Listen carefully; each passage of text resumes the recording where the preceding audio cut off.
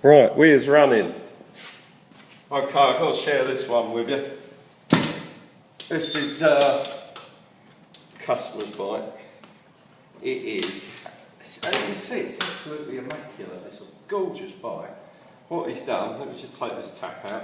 I've ruined part of the surprise now, haven't I? The reason I want to do this vid is because just recently I've had so many people trying to drill and tap their own stuff and just completely and utterly making a complete pig's ear of it, and maybe, just maybe, and what we might be able to get through. Now, what's happened here is the guy's had the old crash buns on. He wants to take them off. He's gone to undo the nut. He hasn't shocked it, and the nut has snapped, or the bolt has snapped, pardon me, and the bolt has snapped flush with the engine. Now the problem we got, of course, is that we have this big engine bracket which you can't take off the frame.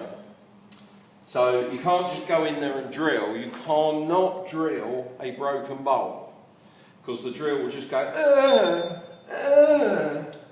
drill hard, aluminium soft. I'm going to keep this simple. No, man, I'm taking the piss now, aren't I? And what I also have here is there was a spacer between the engine and the broken bolt. So, what I've managed to do is I've used a ball joint splitter. I've taken this bolt out of the frame, which lets the frame flex a little bit more. These are quite flexy frames. They're not too bad. I've put a ball joint splitter under here on a wooden platform so I don't damage any of the alloy. And all I've done is I've kicked this frame out here. I only needed like a quarter of a mil, and it did that easily. In fact, I could actually probably have pulled that out by hand. And we've got the spacer out, and what I've been left with is a broken stud. So normally with a broken stud, if it's inside the case, we would take a bolt, we would drill a hole all the way through the bolt. We're going to screw the bolt into the broken case, and then we're going to put a drill through it, right? This puts us bang in the centre of the broken bolt. This drill can't wander off. This is a long series, like gun drill, if you like. But of course, in this situation, I can't do it. One, we've got this bracket in the way. Two, this stud is flush with the engine, so I can't screw anything in there to get started. Don't really want to take an engine out because this bike's immaculate, and let's face it, I'm a bit of an animal when it comes to taking engines out. I mean, I'll just rip everything off, but because of that, that's why I don't want to do this guy's bike. Look, it's absolutely pristine. You don't want me working on it. I'm from the dirt bike world, where everything's done with a hammer and a crowbar. You know, international enduro, top flight level guys, 10 minutes to do a puncture. Think about that next time you're sitting at the road, side of the road with a puncher.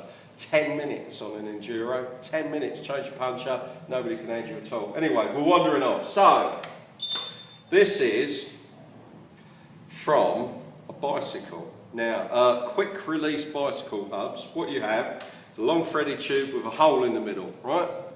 On either side you have a bearing support, which as you can see is slightly tapered. I hope you can see this in the video. These tapers actually act as a centering device. What are you telling us this going? Well, we've trimmed this down. You're going to love this, because what I can do is take this apart. I can put the tapered side on the back side, yeah? Put that in there. And then I can lock this together, and it centres. Then you know what's coming next, don't you? Once that's centred, that's the drill. So now I'm on the centre of the bulb.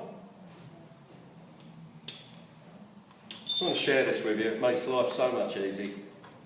So much easier. Makes it easy, it does. So basically, this is the spindle out of a quick release bicycle hub. You can see that up. Man, this has saved me so much grief. I really did not want to take this motor out. So once I got the bolt started, I have tried it with left-handed drills, and no, this bolt was seriously in here. So I've kept this going till it's a 10mm bolt, which in reality is 9.6.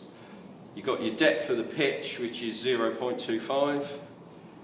Which means that I take this out of a drill to about 8.6, and then I'm just bumping into the threads and the metal that's left.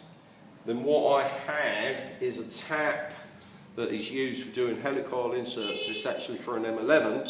This is 1.25 pitch, but it's like 9.4. It's like a really small #1 cut. We go through with that, and then we come back with a normal tap, and it cleans everything up. Bicycle spindle, quick release bicycle spindle.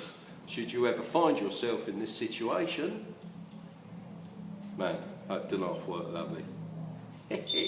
Anyway, you dregs, I'm packing up now because I'm going home. This is done. Well, not done, but the hole's tapped. I'm going to finish it off on Monday. Hey guys, bye bye, see you.